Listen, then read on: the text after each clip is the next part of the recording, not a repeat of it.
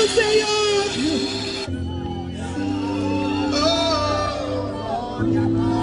Aleluia, levanta sua voz em adoração, que é isso. Oh, chega, palavra da mais. Ele está aqui.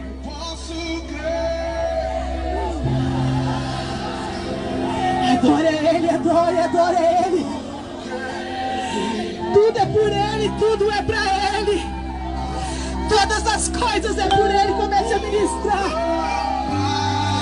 Aleluia. Mas eu bem sei que a minha vida, a sua vida está nas mãos do Senhor.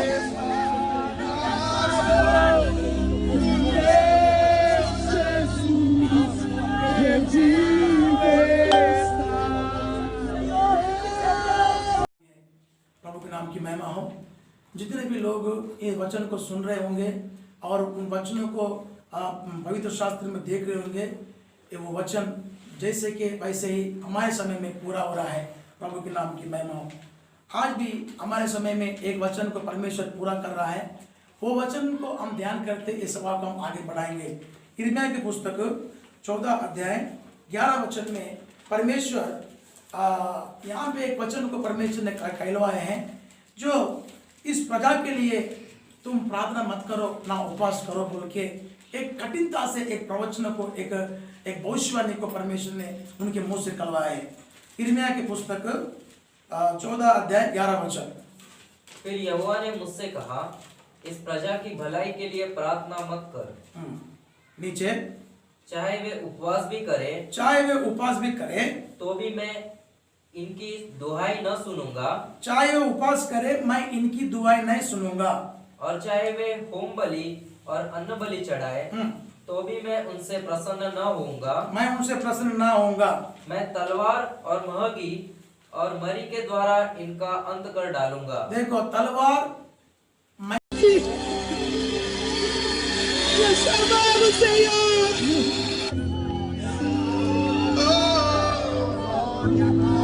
Aleluia, levanta sua voz em adoração, que é isso. Oh, chega, palavra da mais. Ele está aqui.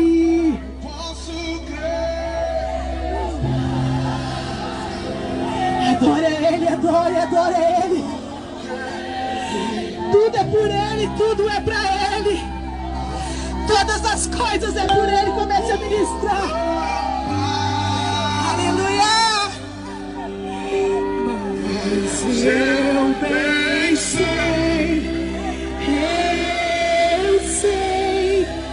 a minha vida, a sua vida está nas mãos do Senhor.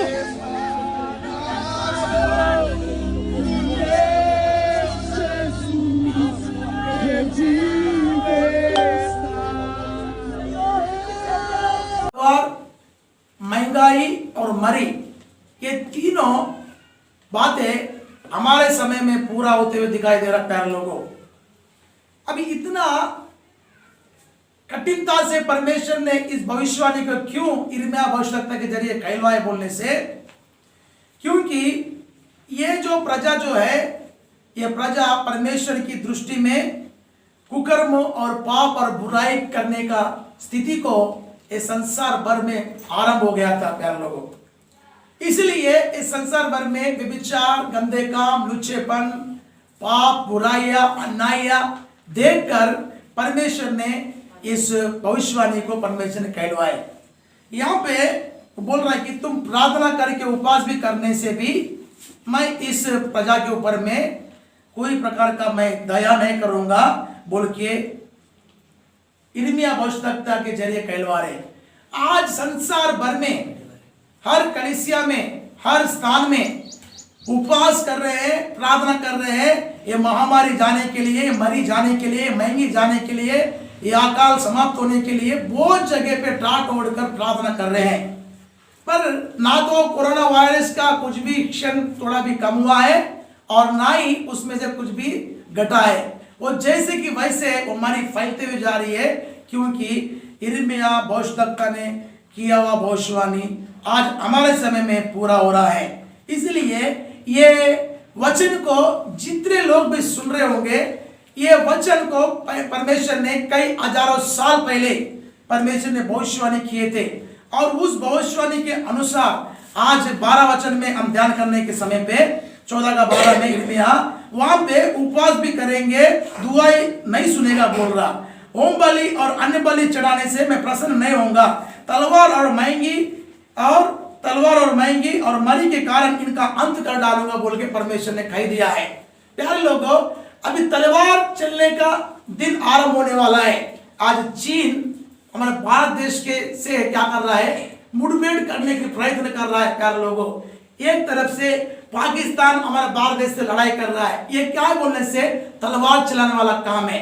दूसरा, मरी बोलने से, corona virus से पूरा देश पूरा दुनिया इस मरी से क्या हो रहा है, नाश हो रहा है। प्यारे लोगों, तीसरा, महंगी आने वाली है। ये कैसा महंगा है बोलने से, लॉकडाउन के चलते काम नहीं था, दाम नहीं था, बहुत सारा महंगा। मैं अपने जीवन में अन्न को कमाने के लिए हमारे पास क्या नहीं था, पैसा नहीं था, और कमाने के लिए कुछ काम नहीं था। इस तरीके से बहुत सारा महंगी पड़ा।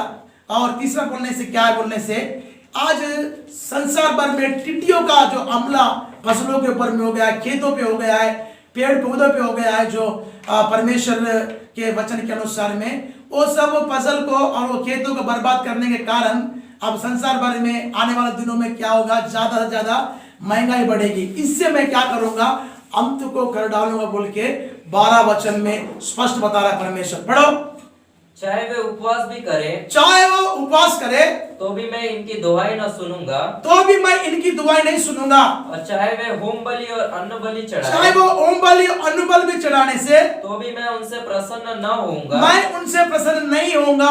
तलवार, महंगी और मरी के द्वारा इनका अंत कर डालूंगा। तलवार, मरी और महंगी के कारण, महंगाई के कारण मैं इनका अंत कर डालूंगा। और वो भविष्यवाणी जो यिर्मयाह के जरिए परमेश्वर ने कहलवा है, आज हमारे समय में पूरा होकर दिखाई दे रहा है। प्यारे लोगों, आज ऐसा एक भी व्यक्ति नहीं है जो परमेश्वर की ओर दुआएं दे रहा नहीं हो।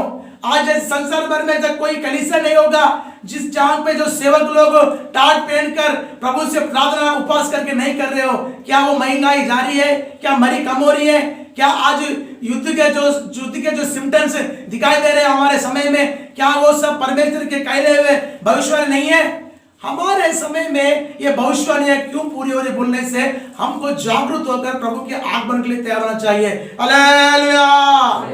ना कि कलीसिया अपने कामों में लिप्त होकर, परमेश्वर के भक्ति में ढीला होकर, परमेश्वर की भक्ति को छोड़कर अभक्ति में जाकर इनके साथ हम भी नाश नहीं होना चाहिए।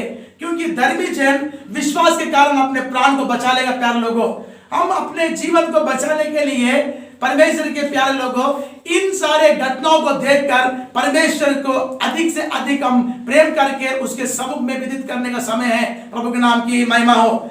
इसलिए ये भविष्यवक्ता बोल रहा है कि यदि उसके अंदर में मूसा भी रहने से, शामिल भविष्यवक्ता भी रहने से, वो यदि प्रार्थना करने से मैं नहीं देखूंगा, मैं नहीं सुनूंगा बोल रहा। 15 अध्याय का पहला वचन में, यिर्मयाह में 15 अध्याय का पहला वचन में, वहां पे मूसा जो इस्राएल को मरी के समय में इस्राएल के बीच में खड़ा रह के उनको नाश मत करो बोल के प्रार्थना करने के समय प्रभु ने रोक दिया था।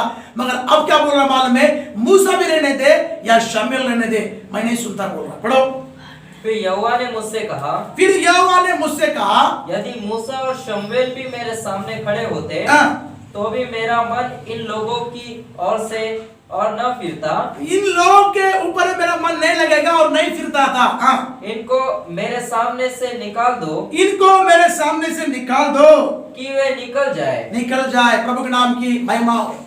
इतना कठिनता से परमेश्वर क्यों